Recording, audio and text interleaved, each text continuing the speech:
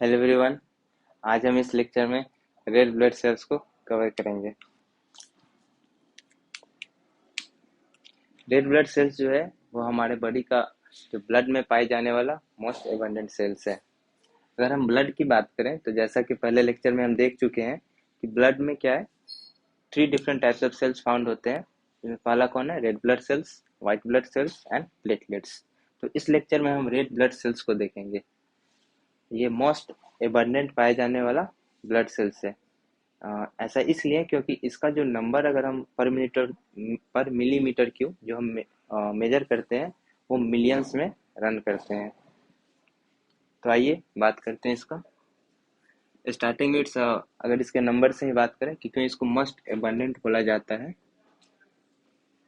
तो in male इसका जो नंबर रेंज अराउंड करता है वो 5 to 5.5 मिलियन पर millimetre cube, and in female 4.7 to 5.2।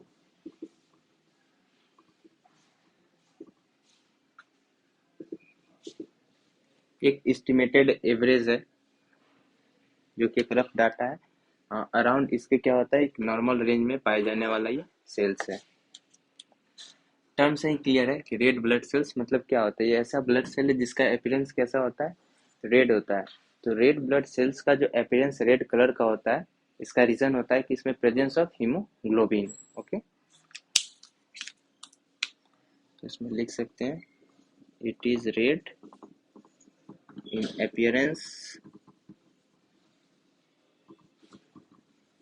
Due to presence of haemoglobin.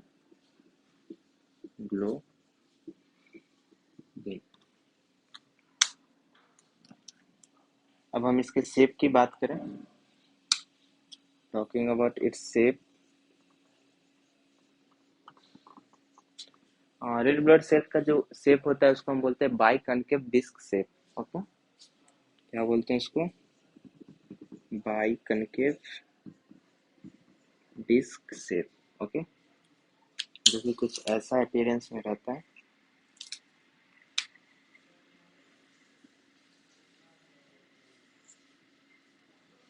इसका biconcave disc disc appearance shape हुआ, और इसका जो मीन डायमीटर होता है इट इज अराउंड 7.2 माइक्रोमीटर।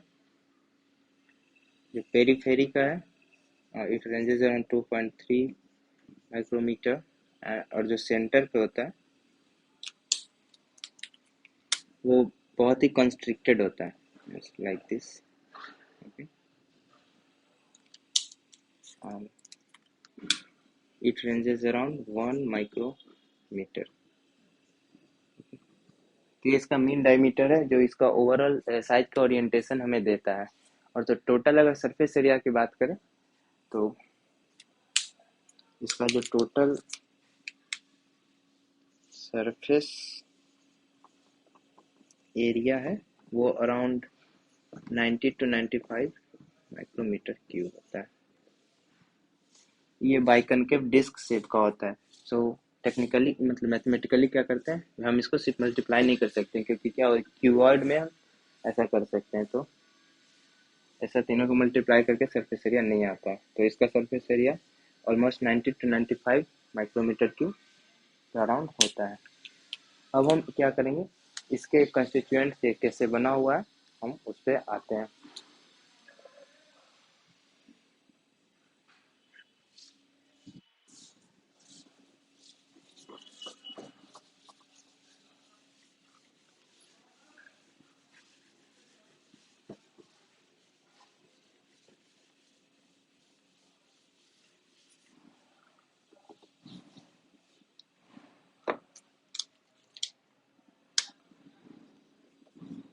अगर हम इसका कंस्टिट्यूशन देखें तो जनरली क्या होता है, इसमें जो कार्बोहाइड्रेट्स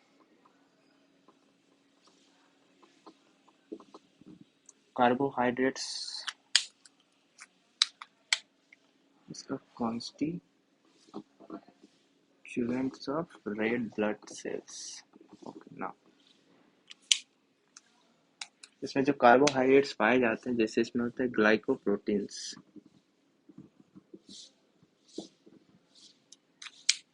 ये इंपॉर्टेंट मेंशन है क्योंकि due to presence of glycoproteins only क्या होता है, आरबीसी का जो डिफरेंट ब्लड ग्रुप्स होते हैं, ओके, जो ब्लड ग्रुप्स हमारे डिफरेंट होते हैं वो due to presence of the ये ग्लूटिनोजेन, एंटीजन, एंटीबॉडी, इन सब के इंटरेक्शन एंड रिकॉग्निशन के लिए इनका होना बहुत ज़्यादा इंपॉर्टेंट हो जाता है। That's why in carbohydrate we can say glycoproteins.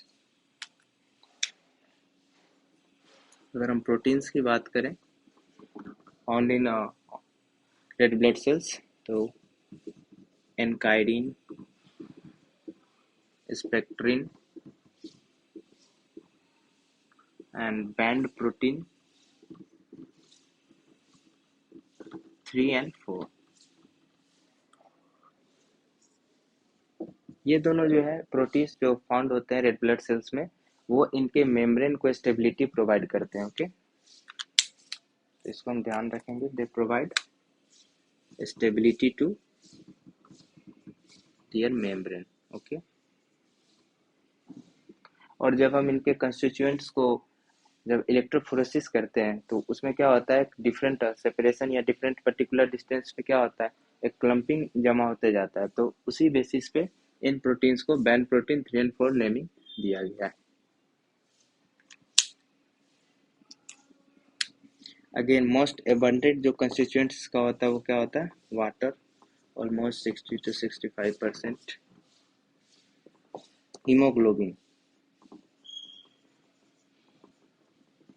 Almost 28% constituent करता है।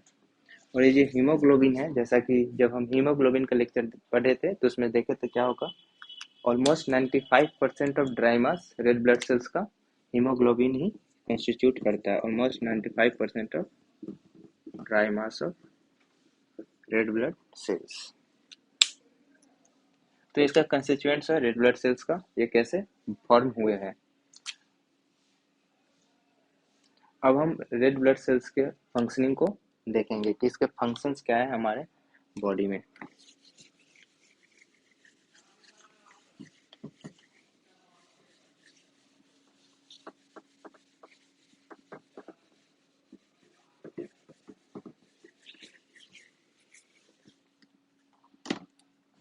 मोस्ट ऑफ द फंक्शंस जो रेड ब्लड सेल्स का हमारे बॉडी में होता है वो due to presence of haemoglobin है।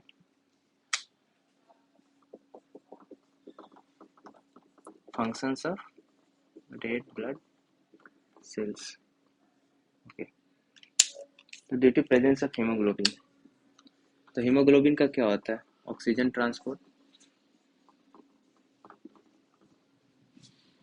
CO2 ट्रांसपोर्ट,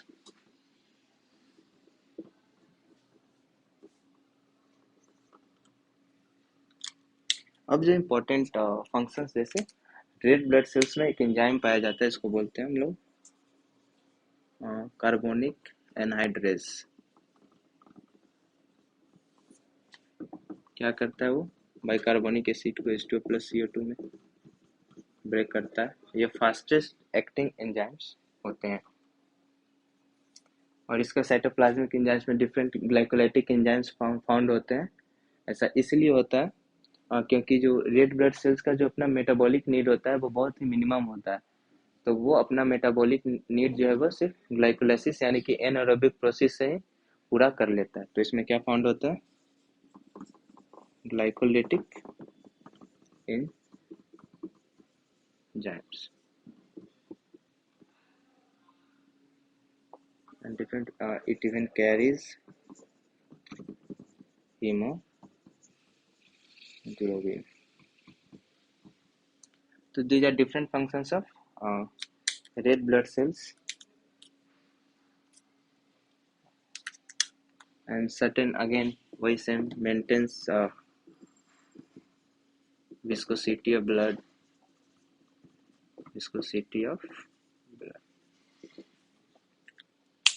और जैसा कि अभी हमने बोला कि इसका मेटाबॉलिज्म ऑफ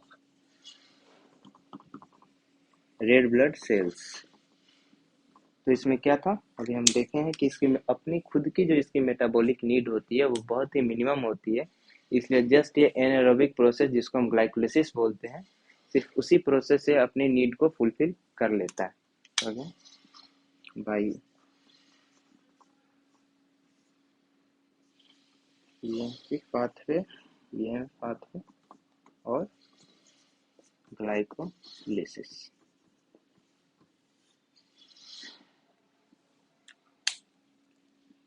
ये इसका फंक्शंस हो गया।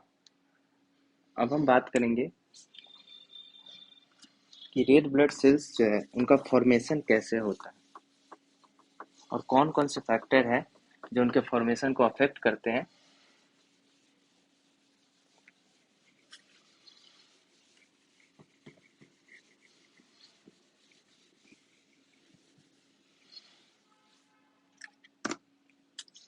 तो रेड ब्लड सेल्स का जो फॉर्मेशन होता है उस प्रोसेस को बोला जाता है erythropoiesis.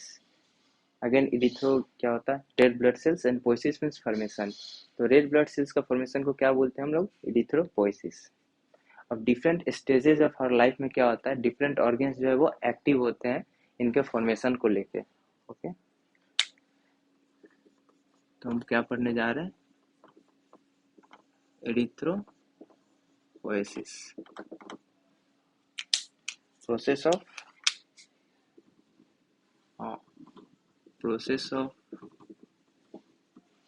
Formation of red blood cells. Okay, तो जैसा कि डिफरेंट स्टेजेस ऑफ लाइफ, जो पहला हेमोपोएटिक या रेड ब्लड सेल्स का जो ऑर्गन जहाँ पे सिंथेसाइज होता है वो होता है यॉर्क सैक। ओके, तो in third week of intrauterine life जो सिंथेसाइज करता है वो होता है हमारा यॉर्क सैक। थर्ड मंथ तक आते आते, या बोलिए फर्स्ट ट्राइमेस्टर, डिफरेंट बुक्स में लिखा रहेगा, वहाँ लीवर एंड स्प्लीन भी इनका सिंथेसिस करते हैं। और fifth month of intrauterine life तक आते आते क्या हो जाएगा, बोन मैरो एक्टिवेट भी हो जाते हैं और ये भी सिंथेसिस करना शुरू कर देते हैं। और जब फुल टर्म बेबी होता है हमारा, फुल टर्म बेबी, तो उसमें क्या होता है, तब तक हमारे बॉडी में जो मोस्टली जो रेड ब्लड सेल्स का सिंथेसिस होता है वो बोन मैरो से ही होता है। Same bone marrow, bone marrow जो होते हैं हमारे बॉडी में टू डिफरेंट टाइप्स के होते हैं। पहला है रेड बोन मैरो। ओके, तो ये रिस्पॉन्सिबल होता है हमारे बॉडी में रेड ब्लड सेल्स को फॉर्मेशन के लिए। और दूसरा जो होता है येलो बोन मैरो, इसमें फैट का डिपोजिशन होता है। ये मोस्टली क्या होता है, ये फैट स्टोरेज की तरह एक्ट करता है। And red bone marrow act as a red blood cells formation site. अब जो सर्टेन ऑर्गन्स है जो हमारे इन एडल्ट या आफ्टर बर्थ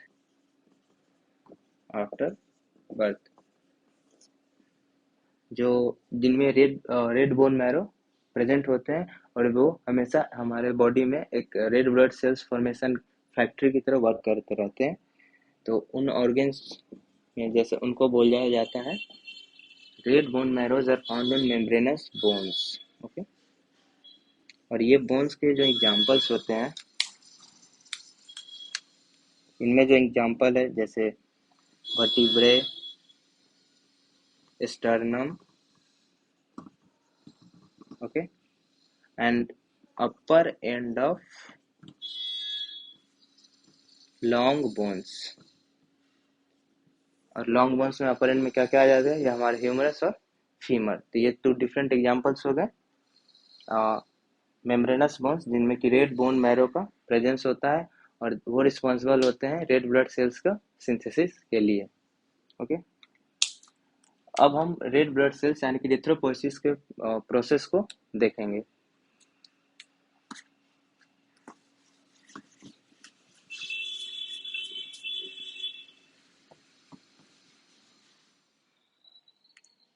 अब हम इरेथ्रोपोइसिस को डिटेल में कवर करेंगे। तो जो इरेथ्रोपोइसिस का जो मदर सेल होता है उसको बोलते हैं प्लूरिपोटेंट हेमोपोएटिक स्टेम सेल।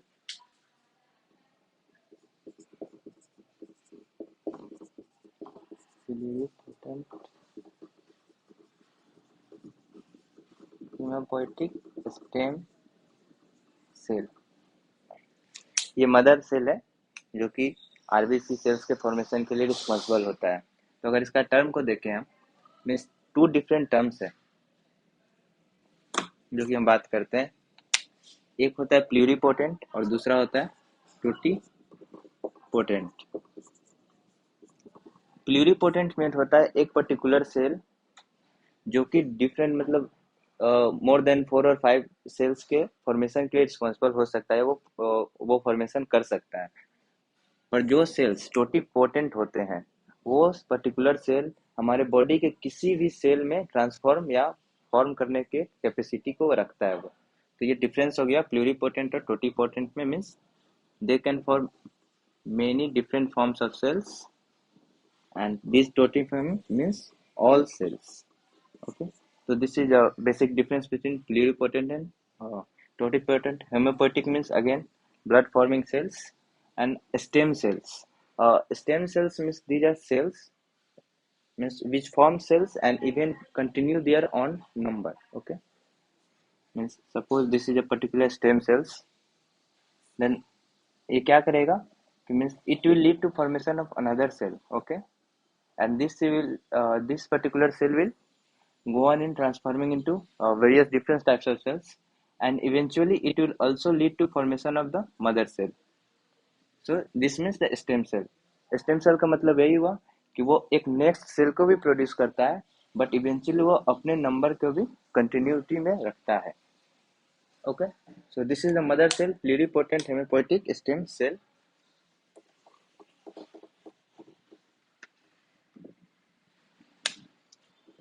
ये फॉर्म करता है हमारा कॉलोनी फॉर्मिंग यूनिट।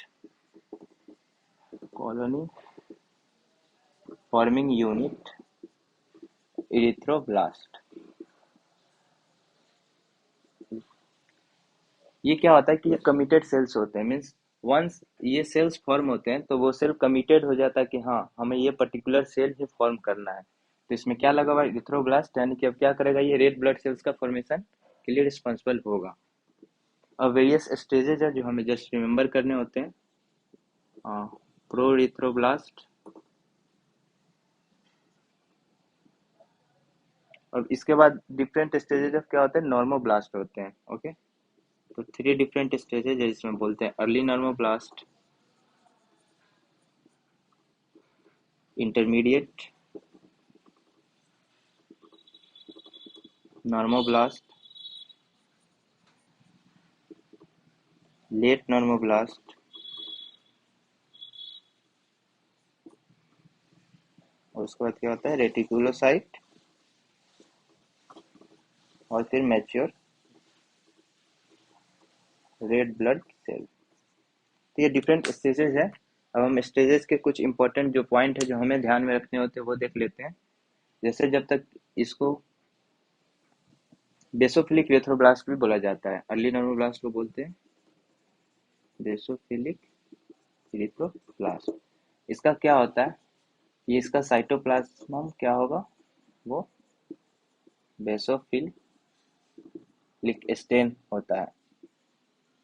ओके, यानी कि बेसिक स्टेन की तरफ अट्रैक्टिव होता है। ओके, इंटरमीडिएट नॉर्मोब्लास्ट इसको बोलते हैं, ऑल्सो बोलते हैं पॉलीक्रोमैटोफिल।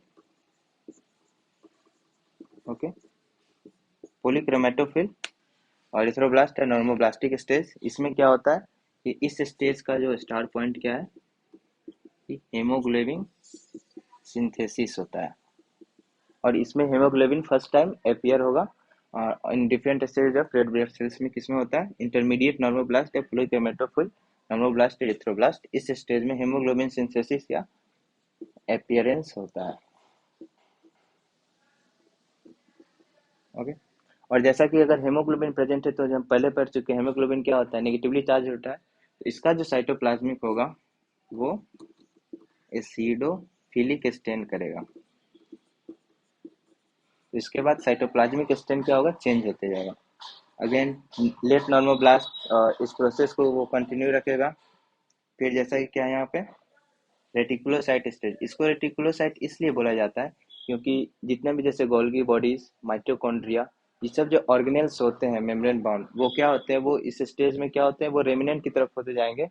और एक रेमिनेंट एक क्लम्जी स्ट्रक्चर वो फॉर्म करते हैं जो कि अपीयरेंस करता है रेटिकुलर अपीयरेंस में हमें दिखता है। ओके, तो इसको रेटिकुलर इसमें क्या फाउंड होता है, remnants of various cell organelles. Examples की बात कर ले तो गोल्जी, माइटोकॉन्ड्रिया, ओटीसी। तो ये, और उसके बाद इसी स्टेज में क्या होता है, it goes in the blood vessels में, सर्कुलेशन में चला जाएगा बाय द प्रोसेस ऑफ डायापिडेसिस। और उसके बाद सर्कुलेशन में इन 1 or 2 days it transform into mature red blood cells. Okay, और ये जो सारा प्रोसेस है इसका जो ड्यूरेशन होता है वो ऑलमोस्ट होता है 7 days। तो ये हुआ प्रोसेस ऑफ फॉर्मेशन ऑफ हमारा blood cells.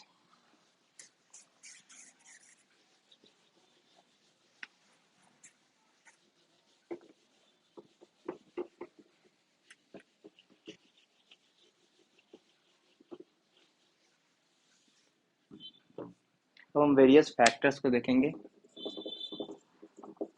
Factors affecting red blood cells formation. Okay, तो पहला जो इम्पोर्टेंट फैक्टर होता है वो होता है हाइपोक्सिया। इसका मतलब हुआ कि जब टिश्यू में ऑक्सीजन की कमी होगा तो उस ऑक्सीजन टेंशन से एक ग्लाइकोप्रोटीन रिलीज होता है जिसको हम इरिथ्रोपोइटिन बोलते हैं। वो इरिथ्रोपोइटिन इरिथ्रोपोइसिस फॉर्मेशन के लिए रिस्पॉन्सिबल होता है। तो जैसे कि हमारे टिश्यू में ऑक्सीजनेशन के जो डिफरेंट कॉजेज हो सकते हैं, may be cardiac failure, means क्या हो रहा है, ब्लड इनफ पंप नहीं हो पा रहा है, हाइपोक्सिक कंडीशन हो चुका है, एनीमिक है पर्सन, हेमोग्लोबिन काउंट क्या है, लेस है। तो डिफरेंट कॉजेज है, कोई पल्मोनरी कॉजेज है डिजीज। ओके, तो ये डिफरेंट कॉजेज जो कि हाइपोक्सिया कॉज करते हैं। अब हाइपोक्सिया कॉज होगा तो किडनी से क्या होगा, एक हार्मोन ग्लाइकोप्रोटीन रिलीज होगा जिसको बोलते हैं हम इरिथ्रोपोइटिन। ओके, और ये इरिथ्रोपोइटिन क्या करेगा, प्लूरिपोटेंट हेमोपोइटिक स्टेम सेल्स को रेगुलेट करेगा, प्रोइथ्रोब्लास्ट। अगेन ये रेड ब्लड सेल्स का फॉर्मेशन करेंगे। ओके, दूसरा फैक्टर है जो कि हमें ध्यान में रखना हुआ है इंटरल्यूकिन 3। ये ग्रोथ फैक्टर है जो कि ऑल्सो अफेक्ट करता है रेड ब्लड सेल्स के फॉर्मेशन को। ओके, सर्टेन जैसे विटामिन B12 एक क्लिनिकल कंडीशन ये कॉज करता है जिसको बोलते हैं हम पर्निशियस एनीमिया। इसमें क्या होता है कि जैसे ओके, जैसे हम फूड लिए उसमें विटामिन B12 का प्रेजेंस होता है।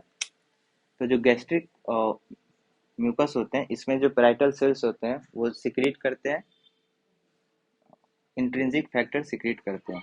पैराइटल सेल्स क्या करते हैं, इंट्रिंसिक फैक्टर सिक्रीट करते हैं जो कि, और विटामिन B12 क्या होता है, हमें फूड से इनटेक में होता है। तो इंट्रिंसिक फैक्टर क्या करता है, वो विटामिन B12 से बाइंड करता है।